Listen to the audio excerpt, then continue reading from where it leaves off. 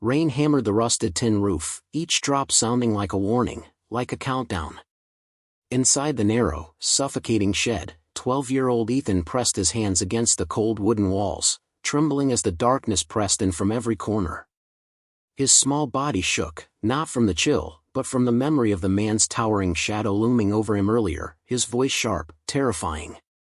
"Stay quiet, or you'll wish you'd never spoken." Outside, the storm made the world blur into streaks of gray and black, but inside, time had stopped. Every heartbeat echoed like a drum in Ethan's skull, every creak of the floorboards magnified into an imminent threat. He had no idea how long he had been trapped, hours. Days?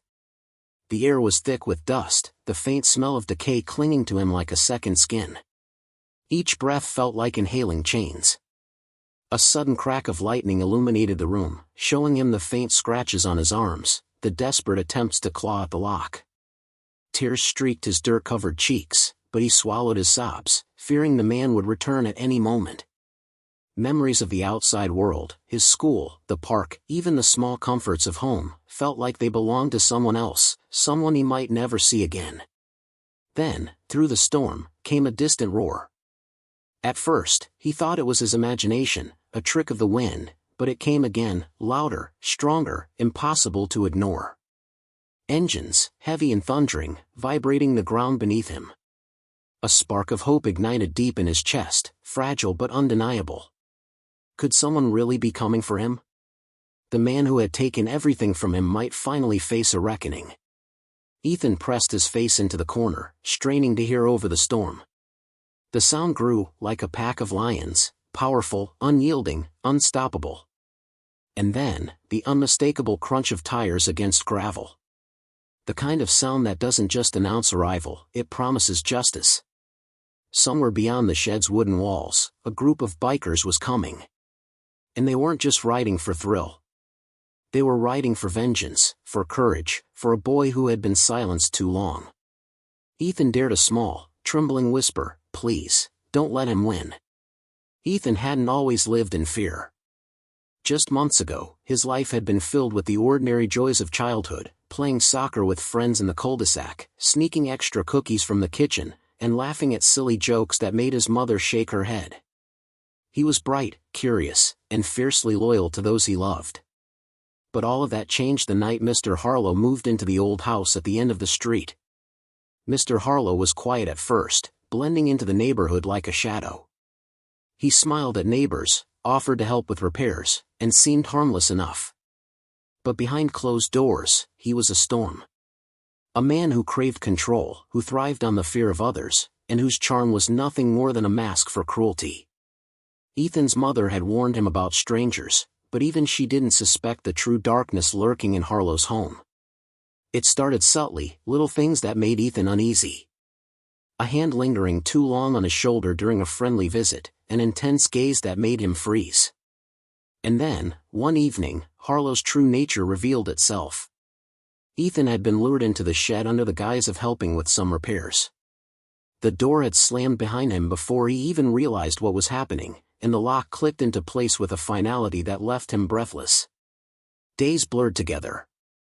Harlow's rules were absolute. No talking, no asking questions, no hope. Meals were shoved through a small hatch, water in a rusted bucket, and the only sound was the man's heavy boots echoing in the distance. Each day Ethan's world shrank to the dimensions of the shed, a prison of splintered wood and shadows. He began to count the scratches on the walls, not as decoration, but as a measure of his survival, as proof that he hadn't given up entirely. Outside, the neighborhood carried on, oblivious. Children played, neighbors chatted, unaware that a boy was trapped just a few houses away. Ethan's mother had reported him missing, but without evidence, authorities had little to go on. And Harlow, careful and meticulous, made sure there were no clues, no fingerprints, no traces, no hope that anyone would find the truth. Ethan clung to memories of his past, stories he had read, and the faint glimmer of courage he didn't know he still possessed. He whispered to himself, reciting lines from favorite books, imagining heroes who never gave up even when all seemed lost. It was a lifeline, a fragile bridge between despair and the possibility of rescue. And somewhere, miles away, a group of bikers, bound by honor and a sense of justice that ran deeper than fear, had caught wind of his disappearance. Rumors reached their ears, fragments of a story that no one else seemed willing to pursue. For them, it wasn't just about law enforcement or paperwork. It was about a boy whose life had been stolen, in a world where fear had no right to rule. They had made a promise: no one gets left behind. No child suffers in silence while the guilty go unchallenged. And tonight, the engines that had roared across miles of rain-soaked roads were getting closer, carrying with them the weight of righteous fury and the hope of freedom. Ethan curled into the corner of the shed, barely daring to breathe. Somewhere beyond the walls of his prison, fate was racing toward him, and for the first time in weeks, he felt something he hadn't in a long while: hope. The storm outside wasn't the only danger closing in. Harlow prowled the edges of the shed with increasing cruelty, his patience fraying as Ethan resisted surrendering completely. Every attempt by the boy to escape, to make a sound, was met with threats sharper than knives. Harlow's shadow stretched across the walls, an ever-present reminder that hope could be snuffed out with a single misstep. Hours stretched into an eternity. The wind howled through the gaps in the roof, and the rain turned the dirt floor to mud, but Harlow's wrath made the storm outside feel trivial. He had begun to grow restless, pacing, muttering darkly to himself, imagining what punishment to impose next. Each muttered word was a promise of torment, each step a drumbeat of fear pounding in Ethan's ears. Ethan tried to keep track of time, but the days had no names, no meaning. Hunger gnawed at his stomach, thirst clawed at his throat, and the cold seeped into his bones. The small scraps of courage he had nurtured began to flicker, threatening to die. In moments of quiet, he imagined the world outside, imagining his mother's face, the warmth of sunlight, even the laughter of friends. But each vision was quickly drowned by the sound of Harlow's heavy boots, the slam of the door, the harshness of captivity. Then came the knock at the shed door, soft, almost hesitant. Harlow froze, instinctively alert. Ethan's heart leapt, a mixture of hope and terror. Was it a neighbor? Was it someone who could save him? But Harlow's hand clamped over the lock, his eyes narrowing in suspicion. The knock turned to a faint rumble as if someone was testing the walls, probing for weakness. Harlow cursed under his breath. "They won't find him," he spat, panic rising in his voice despite his bravado. "No one ever does." Ethan, pressed against the damp wood, understood in that moment that Harlow's confidence was faltering. But that faltering carried a danger of its own, an unpredictability. Desperate men often lashed out the hardest, and Ethan had seen what Harlow was capable of. He could not make a sound. He could not move. He could only wait. The storm raged on, thunder crashing like an ominous drumroll, while Ethan's pulse raced. Every shadow, every sound became a threat. And somewhere, beyond the rain and darkness, the distant roar of engines began to grow louder, closer, a force that Harlow could not yet comprehend, a reckoning he had never imagined. The first thing Ethan noticed was the ground trembling beneath him. It wasn't the storm this time. It was heavier, deeper, like the earth itself was responding. He pressed his ear against the damp wood, straining to catch the sound. And then it came, clear and undeniable, the thunder of engines, rolling through the rain like an army of giants. Harlow stiffened. His face, usually carved in stone, flickered with unease. He pulled open the shed door, glaring out into the storm, but the night offered him no comfort. In the distance, headlights pierced the curtain of rain, one beam, then two, then a dozen more, cutting through the darkness with sharp determination. The sound grew louder, a symphony of power and defiance. Ethan's breath caught. Whoever they weren't ordinary men. They weren't arriving quietly. They wanted the world to know they were here. The Hells Angels came into view like a scene torn from legend, leather jackets drenched with rain, patches gleaming under the flash of lightning, wheels kicking up sprays of mud. They didn't scatter or hesitate, they moved as one, a wall of resolve roaring into the heart of the storm. Their engines echoed like battle drums, their presence impossible to ignore. They pulled to a stop just outside Harlow's property, lining up their bikes in perfect formation. Engines idled, rumbling like caged beasts ready to strike. The men swung off their seats, boots crunching against gravel, their silence louder than any threat. These weren't strangers wandering into trouble. They had come for a purpose. Harlow cursed, fumbling with his jacket as he stepped away from the shed.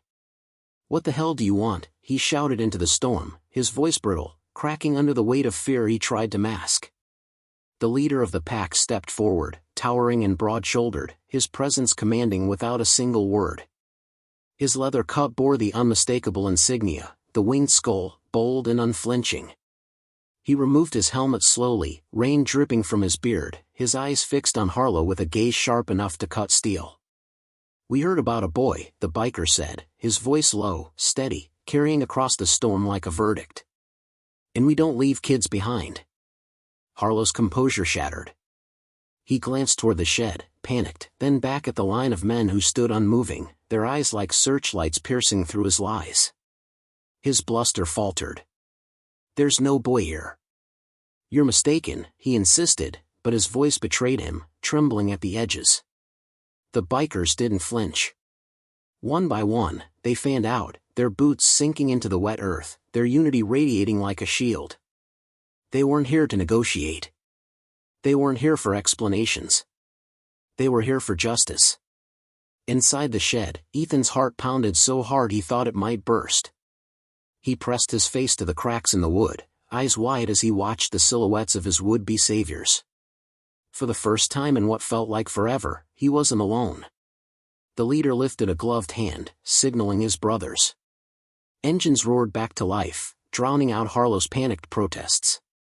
The air shook, the ground vibrated, and Ethan realized this was no longer a nightmare.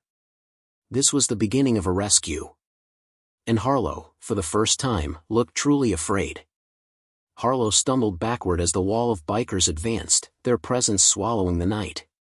The storm no longer seemed to matter, lightning, thunder, rain, none of it could compete with the fury standing before him. He gripped the lock on the shed as if it were his last weapon, his eyes darting wildly between the men. "You don't know what you're doing," he barked, voice cracking. "This is my property, you've got no right to be here." The leader stepped closer, boots sinking into mud, his voice deep as the rumble of the engines behind him. "A child is not your property." Harlow's mask slipped, fear crawling across his face. "There's no child here," he spat, but his eyes betrayed him, flickering toward the shed. That tiny, involuntary glance was all it took. The bikers surged forward. One slammed a heavy boot against the shed's lock, the metal groaning under the force. Another struck again, bang, until the padlock snapped and clattered into the mud. The door creaked open, and the beam of a flashlight swept across the darkness inside. Ethan flinched at the sudden brightness, his small frame curled against the wall. His face was gaunt, his eyes wide, yet in that moment, relief and terror mingled together. "Got him," one biker called, his voice breaking the storm's rhythm.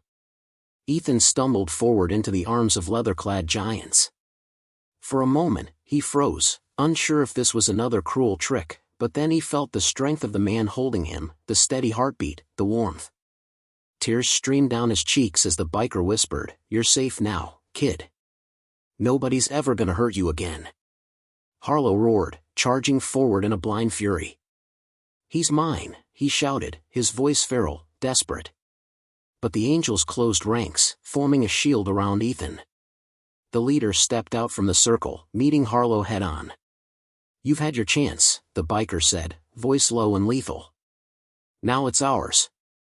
Harlow lunged, swinging wildly, but his fist met nothing but leather and steel. The leader caught him by the collar, spinning him to the ground with a force that knocked the air from his lungs. The other bikers pinned him down, their boots firm against the mud, their strength unyielding.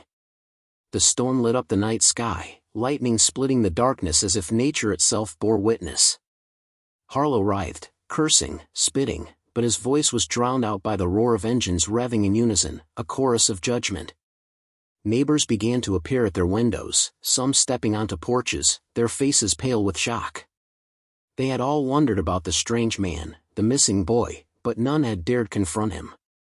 Now, they watched as truth was dragged into the open, undeniable and raw.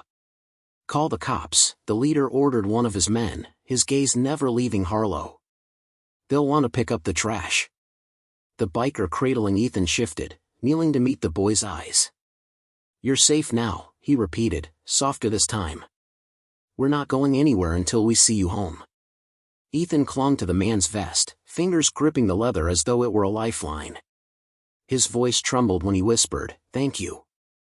Behind them, Harlow's voice broke into a scream, but no one listened anymore. His power had crumbled. The man who once thrived on fear was nothing more than a broken figure in the mud, overshadowed by a brotherhood that answered to a higher law, loyalty, protection, and justice. The engines roared again, louder, drowning out every remnant of Harlow's defiance. In that sound, Ethan felt the chains of silence shatter. The bikers didn't just break a lock that night. They broke the hold of terror. And for Ethan, standing beneath the stone with tears mixing with rain, it felt like the first breath of freedom. The storm began to ease, the thunder fading into a distant rumble as if the heavens themselves were settling after the fury. Rain still fell, but softer now, washing the mud from Ethan's face, rinsing away the tears and grime of captivity. In the glow of headlights and the steady rumble of engines, the boy finally felt the weight of fear lift. Wrapped in a leather jacket that hung loose around his tiny frame, Ethan stood surrounded by men who had become walls of safety. For the first time in weeks, his body relaxed, his shoulders dropping, his breath no longer sharp and panicked. He looked up at the leader, eyes shimmering. "Am I really safe now?" The man knelt to meet his gaze, rain dripping from his beard, his voice steady and warm. "You're safe, son. Nobody touches you again, not while we ride." Ethan managed a small, fragile smile. It was faint, but it was there, proof that even the deepest scars could begin to heal when surrounded by those who cared.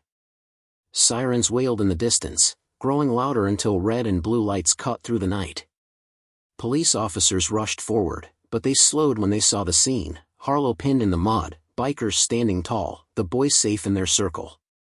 For once, the law didn't arrive to suspicion or fear, it arrived to witness the truth. As Harlow was dragged away in handcuffs, cursing and defeated, Ethan didn't look back. He clung instead to the biker's vest, fingers tight on the stitched patch that glistened in the rain. That patch wasn't just leather and thread. To him, it was a promise. The angels didn't linger for glory. They mounted their bikes, engines rumbling like guardians fading into the storm. As the pack rolled away, Ethan whispered a quiet goodbye, knowing he'd never forget the night they had shattered his prison. Sometimes heroes don't wear capes. Sometimes they wear leather, ride steel, and show up when the world has forgotten you. And that night, a boy locked in a shed learned what freedom felt like. If this story touched your heart, don't forget to like this video, share it with friends, and subscribe for more powerful stories of courage, justice, and hope. Your support helps keep these stories alive.